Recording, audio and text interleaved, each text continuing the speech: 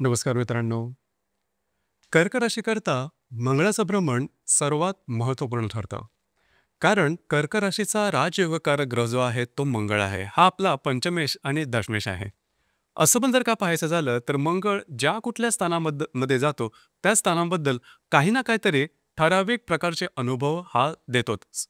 मग आता जो मंगळ आहे हा 14 सप्टेंबरपासून ते जवळजवळ 28 ऑक्टोबरपर्यंतच्या कालावधीमध्ये कर्क राशीच्या चतुर्थ स्थानामध्ये भ्रमण करणार आहे. त्याचे प्रभाव परिणाम नेमके कशा प्रकारचे असते? याआधी तो तृतीय आणि द्वितीय स्थानात भ्रमण करत होता त्यावेळेस तुम्ही बघितलं असेल की खर्च तुम्ही बऱ्याच प्रमाणात केलेला होता. तुमच्याकडे चांगले प्लान्स होते, योजना होता आणि ती योजनाबद्ध असे तुम्ही खर्च केले होते. अर्थात त्यावरती ॲक्शन सुद्धा घेतली होती आणि तुम्ही बऱ्याच प्रमाणात ॲक्टिव्ह सुद्धा होता. एवढं असून सुद्धा गोष्टी तुमच्या मनासारख्या काही झाल्या नव्हत्या. आता ते तुम्हाला समजतंय की आपण ज्या काही गोष्टी केल्या त्या मनासारख्या झाल्या नाही. अर्थात त्या फेलियर झालेल्या नाहीत, परंतु अपेक्षित असं यश या कालावधीमध्ये किंवा ठराविक कालावधीमध्ये तुम्हाला मिळालेलं नाहीये. यामागचं कारण मंगळाचंच भ्रमण होतं.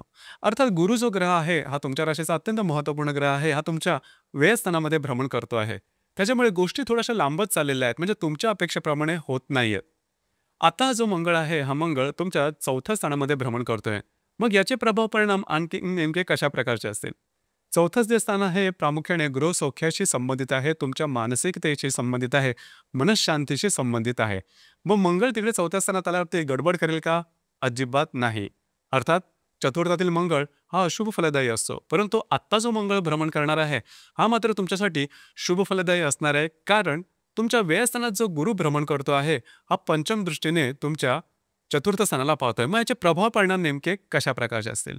सगळ्यात पहिली आणि महत्त्वाची गोष्ट म्हणजे घरामध्ये ज्या का छोट्या मोठ्या कुरबुरी चालू होत्या, अर्थात तुमची जी रास आहे घरातल्या व्यक्तींशी खूपच अटॅच असते. आत्ता त्या ज्या कुरबुरी आहेत ह्या कुरबुरी बऱ्याच प्रमाणात कमी होतील. उलट पक्षी घरातल्या व्यक्तींबरोबरचे तुमचे जे नातेसंबंध आहेत हे अधिक सदृढ होतील. तुमच्या दोघांमध्ये जी अटॅचमेंट आहे हे अधिक व्यवस्थितपणे दिसून येईल, जी की फार महत्त्वपूर्ण गोष्ट आहे. घरामध्ये काही नवीन चीजवस्तू सुद्धा घेतल्या जातील. आता दुसरी महत्त्वाची गोष्ट म्हणजे ज्या व्यक्तींना बाहेरगावी जायचं आहे, म्हणजे परदेश गमन करायचं आहे, त्यांच्यासाठी सुद्धा हा कालावधी अतिशय शुभफलदायी असाच असणार आहे. जर तुम्ही प्रयत्न करत असाल तर तुम्हाला त्या संदर्भातल्या संधी नक्की मिळतील आणि तुमचं परदेश गमन सुद्धा होईल.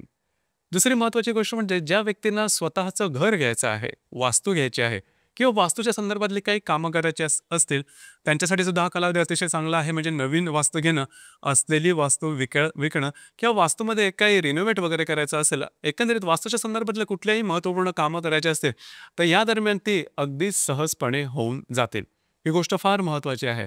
आणि घरातल्या व्यक्तींबरोबरचे नातेसंबंध तुमचे सुरळीत झाल्यामुळे तुमची जी रास आहे ही अतिशय प्रसन्न असं फील करेल आणि तुमच्या राशीचा तो गाभच आहे. कारण तुमची जी रास आहे ही घरातल्या व्यक्तींशी बऱ्याच प्रमाणात अटॅच असते. त्यामुळे या संदर्भाचे तुम्हाला काही चांगले अनुभव निश्चित मिळणार आहेत. याचप्रमाणे ज्या व्यक्ती धार्मिक किंवा आध्यात्मिक क्षेत्रामध्ये लीन आहेत त्यांच्याकरता सुद्धा हा जो कालावधी आहे हा कालावधी अतिशय चांगला असेल. तुम्हाला धार्मिक किंवा आध्यात्मिक अनुभव या दरम्यान निश्चितच मिळतील. तर त्या अनुषंगाने सुद्धा हा कालावधी तुम्हाला चांगलाच असणार. एकंदरीतच सांगायचं झालं, मंगळाचं हे जे भ्रमण आहे जे तुमच्या चतुर्थ स्थानात होणार आहे हे तुमच्यासाठी अतिशय शुभफलदायी आणि मानसिक शांतता देणारं असणार आहे. जरी तुमच्यासाठी गुरु चांगला नसेल तरी सुद्धा हा कालावधी बराचसा उत्तम असणार आहे. अशा कोणत्या गोष्टी आहेत की ज्याकडे लक्ष देणं गरजेचं राहील? पहिली सगळ्यात महत्त्वाची गोष्ट म्हणजे तुमचे खर्च. खर्चावरती नियंत्रण ठेवणं गरजेचं राहील. अर्थात तुमच्या राशीकरता वेगळं काही सांगायची गरज नाही किंवा आवश्यकता नाही. कारण तुमच्या राशीचं जे गणित आहे, आर्थिक गणित कधी चुकत नाही. परंतु या साधारण कालावधीमध्ये ते चुकण्याची शक्यता जास्त आहे. अनावश्यक अनपेक्षित खर्च थोडे जास्त असेल की होतील किंवा या दरम्यान सणासुदीचा सुद्धा कालावधी आहे. त्यामुळे तुमचे खर्च होतील आणि गुरु हा तुमच्यासाठी काही चांगला नसल्यामुळे गोष्टी थोड्याशा हाताबाहेर जातात काय असं सुद्धा वाटेल. दुसरी महत्त्वाची गोष्ट म्हणजे भावंडांसमवेत जर काही वादविवाद चालू तुमचे असतील तर ते या दरम्यान जास्त प्रमाण होते. ही गोष्ट लक्षात ठेवणं अतिशय गरजेचं आहे. या गोष्टीमुळे थोड्याशा त्रासदायक गोष्टींना तुम्हाला सामोरं जावं लागू शकेल. यानंतर महत्त्वाची तिसरी गोष्ट म्हणजे या दरम्यानच्या काळामध्ये कुठल्याही प्रकारचे असे निर्णय घेऊ नका की जेणेकरून तुमच्या आयुष्याची दिशा बदलेल. म्हणजे बऱ्याच वेळेला होतं की काही गोष्टी आपल्या हातात नसतील किंवा आपल्याला वाटत असेल की ही गोष्ट आपण करू शकतो, आपल्या आवाक्यात आहेत आणि त्याकरता आपण रिस्क घेतो आणि अशा प्रकारची काही रिस्क तुम्ही गेल्या साधारण 2 ते 2.5 महिन्यामध्ये घेतलेली सुद्धा असेल. परंतु आता जाऊन तुम्हाला कळलेलं असेल की आपण घेतलेली रिस्क अनाठायी होती किंवा एवढी मोठी रिस्क घ्यायची गरज नव्हती. तशाच प्रकारचा कालावधी या येणाऱ्या साधारण कालावधीमध्ये सुद्धा असणार आहे. म्हणजे 14 सप्टेंबर ते जवळ-जवळ 28 सप्टेंबरच्या कालावधीमध्ये परत अशा प्रकारचे क्षण येतील, की ज्यावेळेस तुम्हाला वाटेल, की आपण थोडीशी रिस्क घेऊ, थोडीशी जास्त इन्व्हेस्टमेंट करू किंवा इतरही कुठल्या क्षेत्रामध्ये रिस्क घेऊ आणि गोष्टी आपल्या हातामध्ये घेऊ. तसं होणार नाही. तुमचे अंदाज चुकतील. दुसरी महत्त्वाची गोष्ट म्हणजे जर का तुम्ही सामाजिक व्यक्ती असाल, म्हणजे समाजाशी संबंधित जर का तुम्ही व्यक्ती असाल, तर तुमच्याकरता सुद्धा ही गोष्ट थोडीशी महत्त्वाची आहे.